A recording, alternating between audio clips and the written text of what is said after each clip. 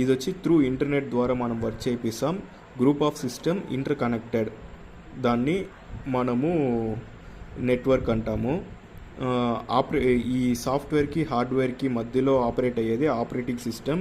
ఇదే boss of the computer. Interface between software and hardware.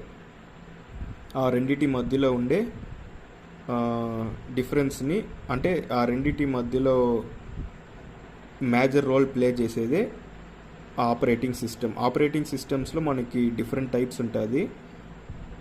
మనకు Android అనేది ఒక operating system, iOS operating system, next Ubuntu, Mac OS, ఇట్లా different types of operating systems ఉంటుంది. Various పర్పస్కి వాటిని use చేస్తూ ఉంటాం.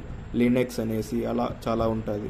ఈరోజు నేర్చుకునేది ఏమైతే, ఇప్పుడు ఫర్ ఎగ్జాంపుల్ మనం ఒక బ్రౌజర్ ఓపెన్ చేసి సెర్చ్ చేసాం